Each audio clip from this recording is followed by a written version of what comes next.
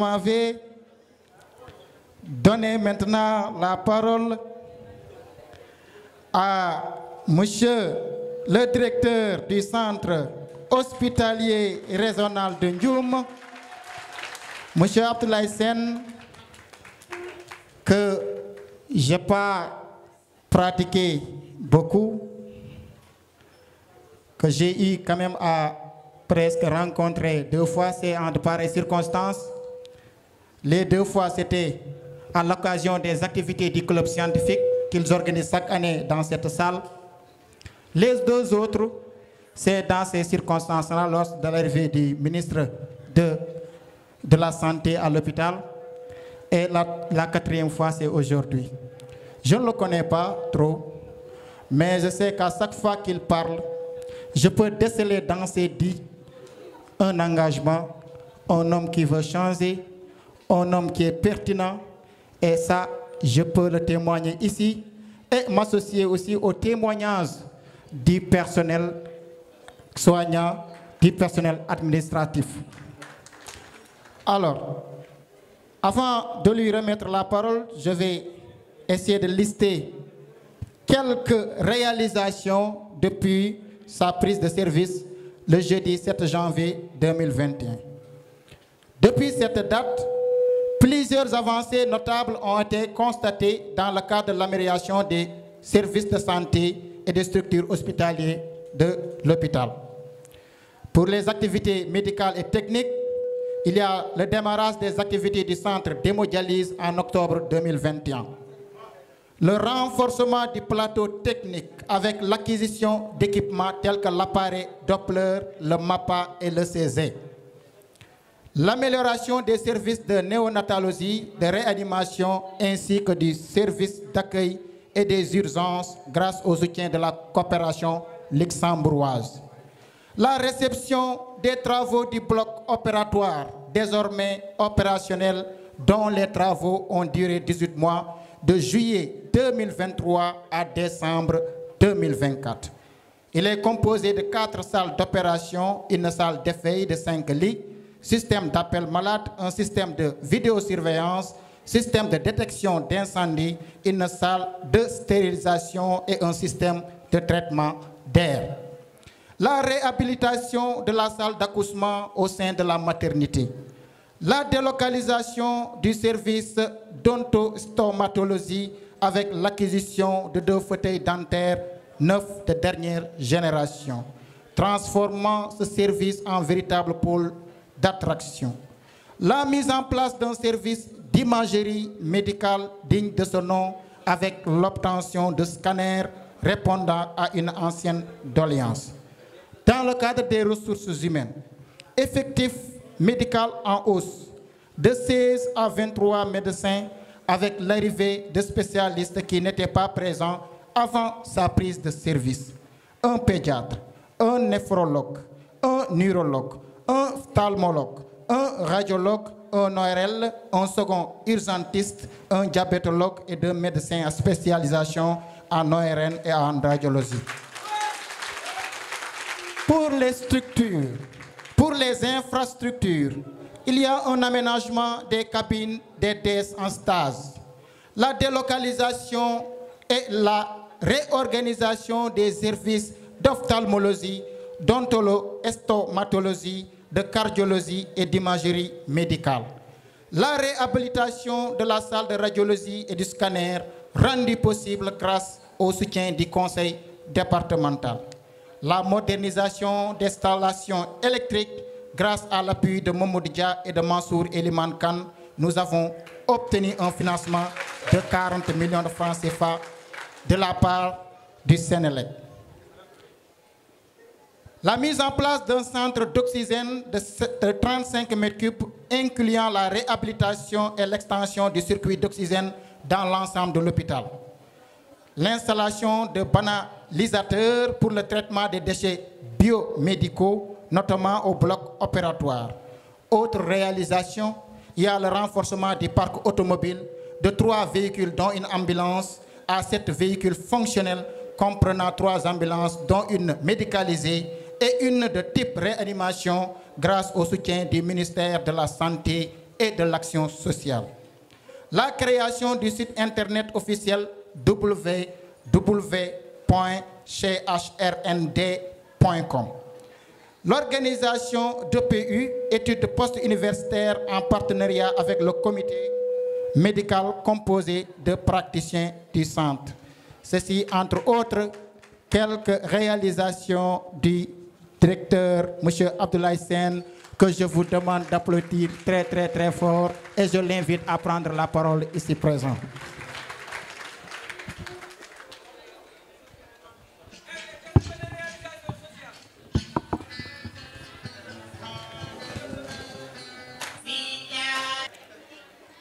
Merci beaucoup. Je pense que tout l'honneur revient au personnel du Centre hospitalier régional de Ndioum à travers les partenaires sociaux sous la férule du représentant du personnel au conseil d'administration qui ont bien voulu organiser cette fête du 1er mai dans l'unité à l'unisson. Donc il faut rendre hommage à César, ce qui appartient à César. Et donc ce sont les partenaires sociaux, le personnel de l'hôpital qui méritent les félicitations, qui méritent les encouragements. Je vais en venir. Quand on écrit le mot Ndioum, c'est terminé par quelles sont les 2 dernières lettres? Hein? D'accord, peut-être on va y revenir. Monsieur le maire, monsieur le représentant du président du conseil départemental, monsieur le président de la commission médicale d'établissement, monsieur le représentant du personnel au conseil d'administration, mesdames, messieurs les chefs de services médicaux et médico-techniques, administratifs, les surveillants des services, les chefs de division, mesdames, messieurs les secrétaires généraux du SUTSAS, Alassane Sall, du SAS, M. Omar Sy, du SAMES, Dr Mbaye Ndiaye, du SINTRAS, Mme Ndaye Aram Sarr, et du SATSUS, Mme Ndaye Dali Sarr. Merci infiniment. Monsieur Seydou Sall, l'hôpital de Ndioum ne vous remerciera jamais assez pour votre disponibilité et surtout votre générosité. Madame la présidente de l'amicale, Madame la présidente du groupement des femmes, merci beaucoup pour la forte mobilisation. Mesdames et messieurs, chers invités, en vos titres, grades et rangs, je peux citer M. Abdoul Aziz Sy, Farba Ndioum, ici présent, à côté de notre doyen Fédior, pour qu'il puisse au moins englober l'ensemble des retraités. Vous imaginez que pour ce jour, je n'ai pas fait de discours. Je préfère laisser parler le cœur.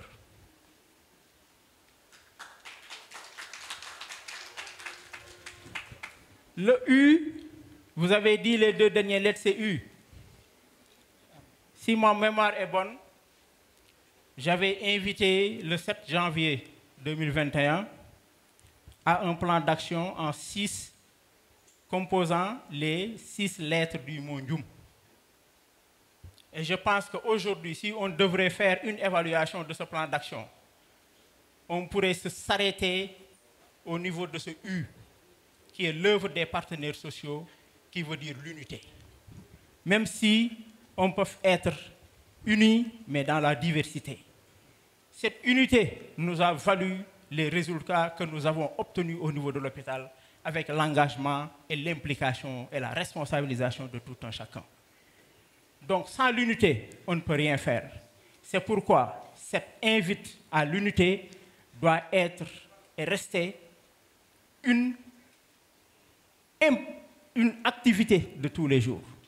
Nous devons en faire sienne, se l'approprier tout le monde et se dire que cette œuvre d'unité, c'est l'œuvre de chaque agent de l'hôpital, mais c'est aussi l'œuvre et l'implication de la population de Ndioum.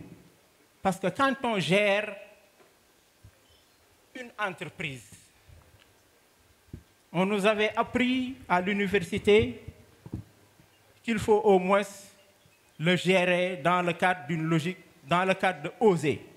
Mais un oser qu'on écrit avec un H pour dire que nous avons besoin des hommes compétents, une organisation maîtrisée, des stratégies bien définies, une maîtrise de l'environnement interne et externe pour aboutir à des résultats. C'est pourquoi cette unité, l'environnement externe, les populations de Ndioum, les composantes ont un rôle essentiel à jouer pour nous permettre de cultiver cette unité que nous voulons instaurer au niveau de cet hôpital. Et cette unité ne va bénéficier qu'aux populations au finish. La mobilisation. Aujourd'hui, en regardant la salle, nous pouvons dire qu'il y a une forte mobilisation.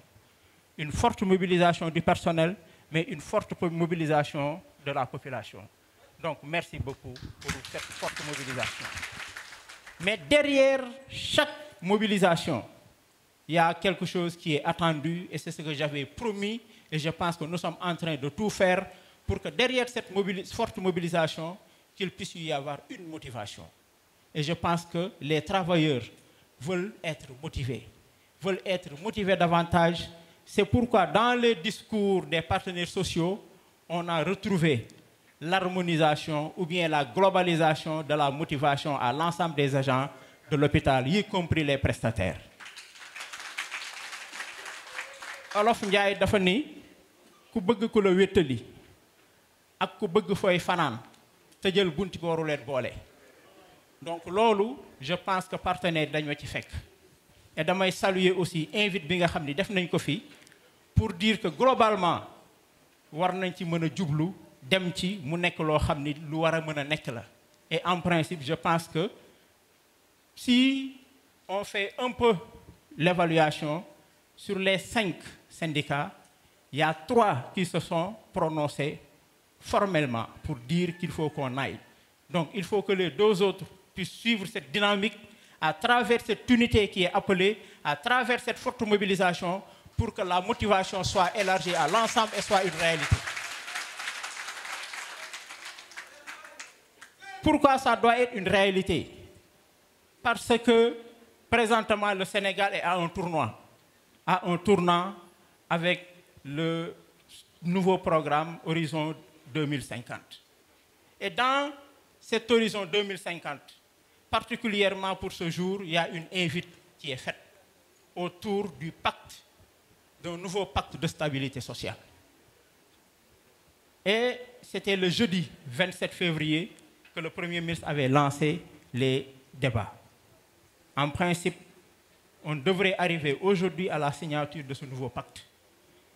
Et on dit que la stabilité est le résultat d'un contrat social entre les différentes forces et tranches de la communauté bâties sur un système de droit équilibré, garanti par les lois et les institutions. En effet, le pacte, le cadre qui nous gouverne présentement, c'est la loi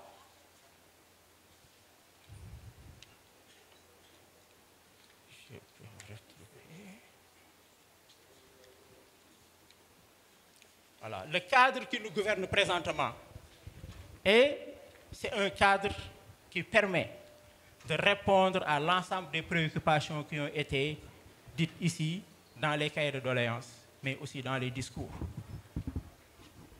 Nous avons la loi d'orientation 2022-08 du 19 avril 2022 relative au secteur parapublic, au suivi du portefeuille de l'État et au contrôle des personnes morales de droit privé bénéficiant du concours financier de la puissance publique concernant la gouvernance au niveau des organismes publics. Et dans cette nouvelle loi, on nous demande d'instaurer au niveau du conseil d'administration un comité de rémunération. Un comité de rémunération. Et quand on dit instaurer un comité de rémunération, ça veut dire qu'il y a un organe qui est au-dessus de la direction, qui donne les directives, qui donne les orientations, pour qu'on puisse avoir un système de rémunération harmonisé. Et je pense que nous avons déjà fait des pas énormes dans ce sens, à travers les travaux de régularisation des contractuels.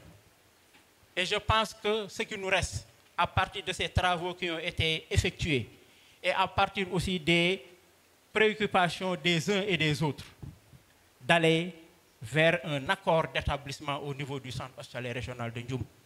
Cet accord d'établissement nous permettrait de régler le problème de la régularisation des contractuels, mais aussi le système de rémunération au niveau de l'hôpital dans sa globalité. Et à partir de ce moment, je pense que les gens se retrouveraient davantage dans ce que nous sommes en train de faire au niveau de l'hôpital. Je ne parlerai pas de ce que nous avons eu à réaliser, parce que j'ai une philosophie, toute possession est une démystification. Ça veut dire ce que nous avons eu à réaliser et derrière nous, ce qui reste, c'est de regarder ce qui est devant nous, et ce qui est devant nous est énorme, il reste beaucoup de choses encore à faire. Revenant sur le personnel, je pense que c'est bon que les gens sachent un tout petit peu ce qui a été fait, si on parcourt un peu les cahiers de doléances, pour voir les investissements qui ont été faits au niveau du personnel. Lors de ma prise de service, la préoccupation c'était quoi? Que les gens puissent au moins être alignés par rapport au barème de 2011, et c'était les contractuels, qui voulaient même se le demander dans le cadre d'un collectif. J'ai invité à ce qu'on puisse au moins être dans une logique de respecter l'organisation et la réglementation. Ça veut dire que les gens écrivent individuellement, parce que ce n'était pas porté par un syndicat. À partir du moment où les gens ont écrit individuellement, c'était au moins pour nous de réfléchir autour de cette problématique.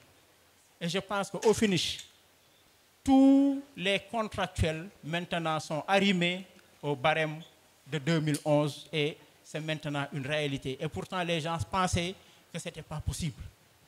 Parce que moi, je crois que et souvent, les questions de droit, nit ki limu am limu yellol man duma ko discuter damay xol nan la koy appliquer. C'est pourquoi l'avancement du personnel à ce jour, il n'y a pas de retard.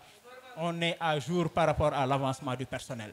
Et on est même en train de le faire au cas par cas pour éviter le cumul que nous avons noté de par le passé. Le reclassement des infirmiers d'État, c'est maintenant une réalité. Les infirmiers d'État ont été reclassés.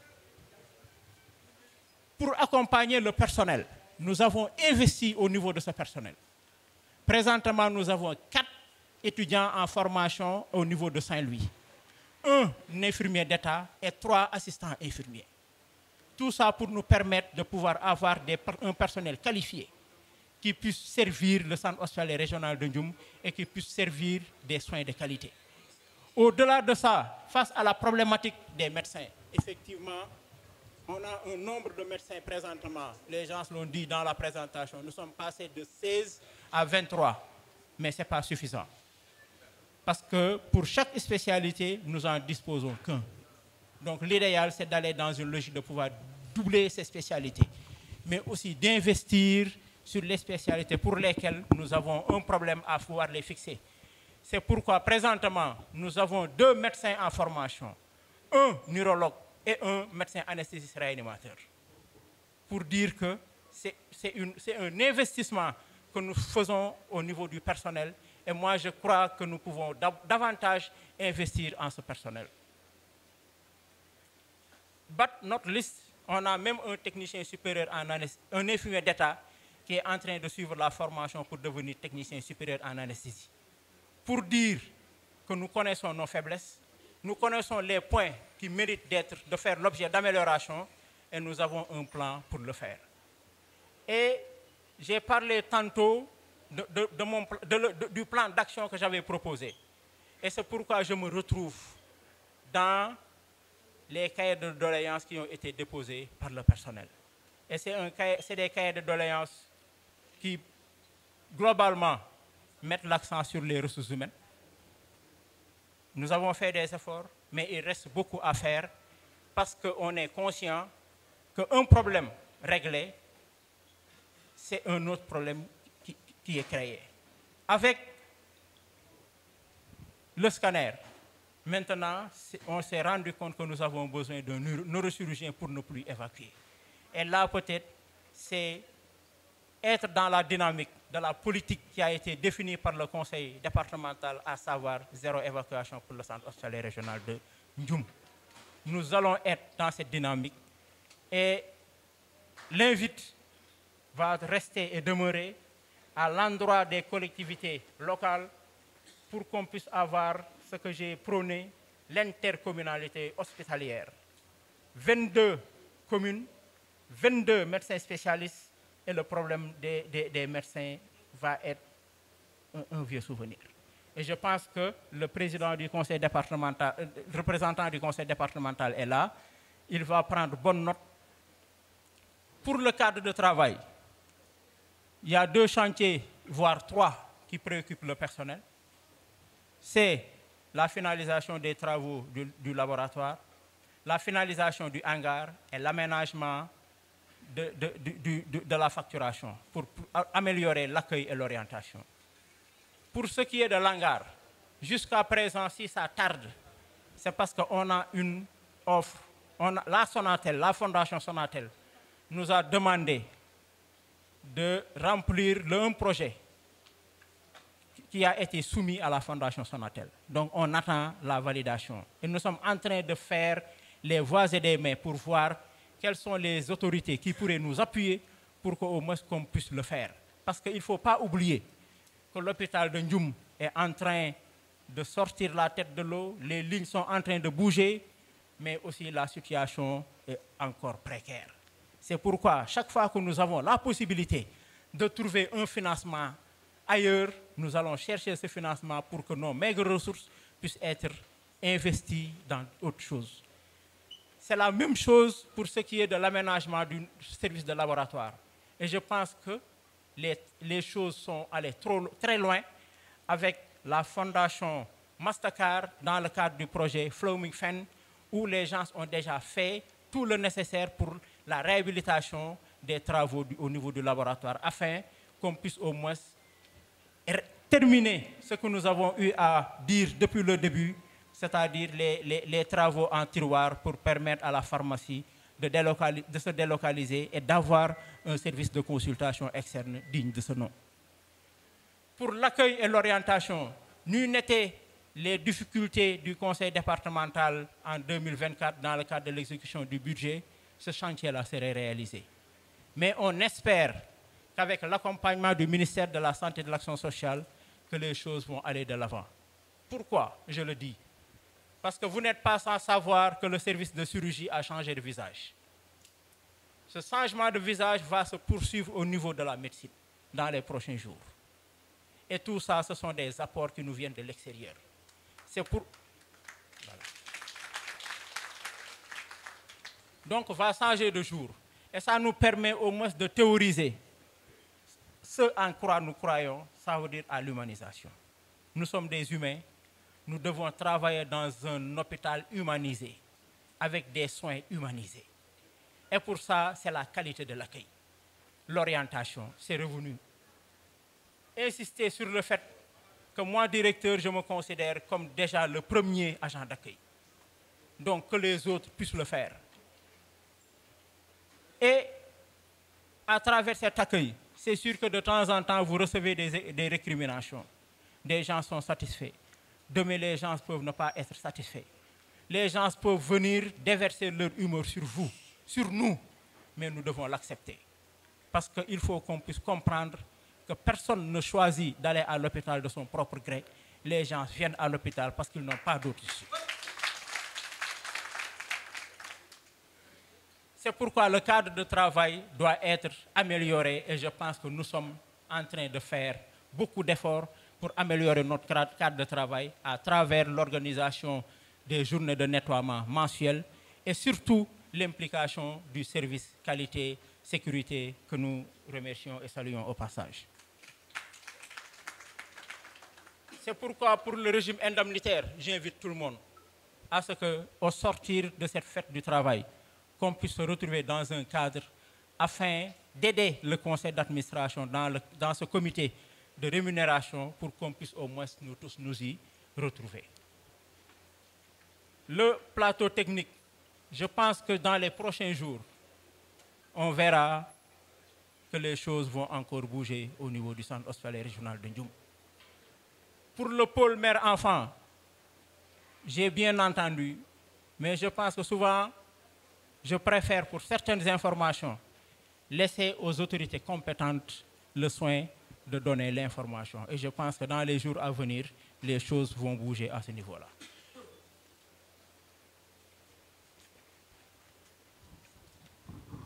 Ceci dit, les cahiers de doléances sont révélateurs des préoccupations du personnel. Quand on fait des investissements à l'image de ce qui est fait au niveau de la chirurgie, qu'on puisse nous tous ensemble, personnel médical, paramédical, personnel de nettoiement, personnel de soins, que nous tous nous puissions veiller à ce que l'environnement soit maintenu et qu'on ne se gêne pas de communiquer avec nos parents, les accompagnants, pour leur permettre de nous aider à mieux utiliser cet environnement. Parce que si cet environnement se détériore pour tout le monde. C'est pourquoi nous devons, nous tous, nous serrer les coudes, unis les uns les autres, dans la diversité, dans des tensions. Ce sont des choses qui peuvent arriver parce que les incidents critiques sont toujours facteurs de progrès. Et il ne faut pas aussi avoir peur des incidents critiques, parce que ce sont des choses qui vont nous permettre de voir les points à améliorer, les insuffisances, et par rapport à ça, d'y aller. Je terminerai par remercier, encore une fois, les partenaires sociaux, le représentant du personnel, derrière eux, tout le personnel du centre hospitalier régional de Ndioum. Moi, je ne suis qu'un serviteur. Je suis là pour vous servir. Tout ce qui a été fait dans cet hôpital, c'est votre œuvre. C'est vous qui l'avez réalisé. Parce que j'ai senti dans ce travail, dans ce qui a été fait, l'accompagnement de tout le monde, du staff de direction devant moi, du secrétariat du directeur, mais aussi des personnes ressources qui, à l'intérieur de l'hôpital, qui, en dehors de l'hôpital, m'appellent souvent pour partager avec moi, pour donner des conseils, pour donner des orientations.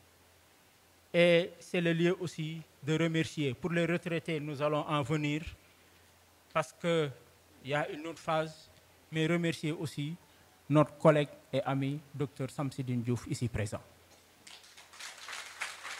qui n'a ménagé aucun effort pour l'amélioration des conditions de travail, pour le bon fonctionnement du service de la pharmacie.